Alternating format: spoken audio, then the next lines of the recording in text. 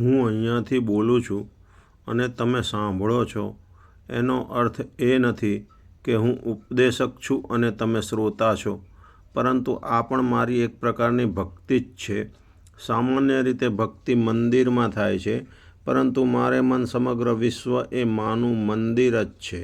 અને મંદિરમાં તો પથ્થરની મૂર્તિ હોય છે, જ્યારે આ સૃષ્ટિ ઉપર આપ જેવા જીવંત પરમાત્મા વિચરતા હોય છે. જેની ભક્તિ કરવી એ જીવનનો એક અનોખો લાહવો છે. આજે એ લાહવો, એ આનંદ હું લૂંટી રહ્યો છું, જેનો વાસ્તવિક જશ આપ સૌને જાય છે. માના સાક્ષાત્કારના જો કોઈ માર્ગ હોય ને તો મુખ્ય બે છે. એક છે જ્ઞાન અને બીજો છે ભક્તિ. જ્ઞાન એ માનો જ દીપક છે, તો ભક્તિ એ એની જ્યોત છે. જ્ઞાન એ આંખ છે, તો ભક્તિ એ પાંખ છે. જ્ઞાન માર્ગ બતાવે છે, તો ભક્ત આંગળી પકડીને મંજિલ સુધી પહોંચાડે છે. અકારણ અવશ. જેમ એક મા બાળકને પ્રેમ કરે, શું કામ? પ્રશ્ન જ વ્યર્થ છે. અકારણ અવશ. તેવી રીતે ભક્ત સારી સૃષ્ટિને પ્રેમ કરે છે. માનો પ્રેમ તો બાળક સુધી સીમિત હોય છે, જ્યારે ભક્તનો પ્રેમ સારી સૃષ્ટિ માટે કલ્યાણકારી હોય છે. હંમેશા યાદ રાખશો કે ભક્ત એ માનું જ જીવંત સ્વરૂપ છે. ભક્તિ એ માની જ દિવ્ય સુગંધ છે, અને ભક્તનો આત્મા એ માનો જ જીવંત પ્રકાશ છે.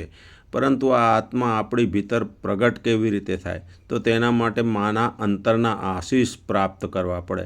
અને માના અંતરના આશીષ પ્રાપ્ત થાય છે માની ભક્તિથી, માની સેવાથી, માના સ્વરૂપને સમજવાથી, જાણવાથી.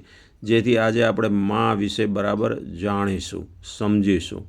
મા મહિષીધાંખજ વિશે કહેવું હોય તો કહી શકાય કે જેની મૂર્તિના દર્શન કરવા જેટલી આ આંખો હજુ પવિત્ર નથી, જેનું નામ લેવા જેટલી આ જીભની પાત્રતા નથી, જેની શક્તિને ઓળખવા જેટલી આ બુદ્ધિની સક્ષમતા નથી, છતાં પણ વાત કરીશ તો હું એની જ કરીશ.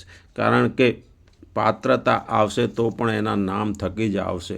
સારું, જગત એ જેને મન બાળક સમાન છે, વાત્સલ્ય એ જ જેનો સ્વભાવ છે, કરુણા એ જ જેના હૃદયમાંથી વહેતું સતત ઝરણું છે, તેવી મહાપ્રભાવિક મા મહિષીધાંખજ વિશે આ એક જ ભવ નહીં, પરંતુ અનંત ભવ ભક્તિરૂપી સરિતાને સતત વહેતી રાખીએ ને તો પણ તેના સત્ય સ્વરૂપનો અંશ માત્ર પરિચય આપણે આપી શકીએ તેમ નથી. તે તો માત્ર એક જ શક્તિની ઈચ્છા, કરુણા અને આશીષ હોય તો આપી શકાય. તે શક્તિ બીજી કોઈ જ નહીં, પરંતુ સ્વયં મા મહિષીધાંખજ. જો કે માની કરુણા તો સર્વત્ર વરસી જ રહી છે. હમણાં જ એક કપલ માના દર્શનાર્થે આવ્યું હતું. સ્વાભાવિક પરિચય પછી તેમણે દર્શન કરવા આવવાનું કારણ જણાવ્યું. કારણ એ હતું કે નોકરીમાં તેમનું જે પદ હતું તે ખૂબ જ જવાબદારીભર્યું હતું, અને જવાબદારીને લીધે તેમના મન ઉપર ખૂબ જ ટેન્શન રહેતું, અને એ ટેન્શનની સ્વાસ્થ્ય ઉપર પણ અસર થતી. અંતે તેઓ તે પદની બદલી માટે માની માનતા માને છે, અને ટૂંક જ સમયમાં તેમનું તે પદ બદલાઈ જાય છે. એટલું જ નહીં, જે નવું પદ મળે છે તે પહેલાં કરતાં ઉચ્ચ હોય છે, તથા કામ અને જવાબદારી નહિવત હોય છે. આ છે માની કરુણા, આ છે માનો પ્રભાવ. જો કે આ તો થઈ ભૌતિક જગતના પદની વાત, પરંતુ જો માના આશીષ અંતરથી વરસે ને તો પરમ પદ પણ સહેલાઈથી પ્રાપ્ત થઈ શકે તેટલા શક્તિસભર હોય છે. મારા એક મિત્રના મોટાભાઈને કેન્સર થયું હતું. કેન્સરના 2 ઓપરેશન કરાવ્યા હતા. બીજું ઓપરેશન કર્યા પછી ડૉક્ટરો પણ નિરાશ થઈ ગયા.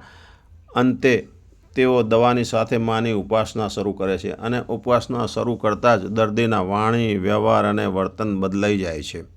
ત્યાર પછી તો તેઓ 10 વર્ષ જીવ્યા, પરંતુ તેઓ હંમેશા કહેતા કે આ જીવન મારું નથી, મા મને જીવાડી રહી છે. આ શાંતિ મારી નથી, આ શાંતિ એ તો માનો પ્રસાદ છે.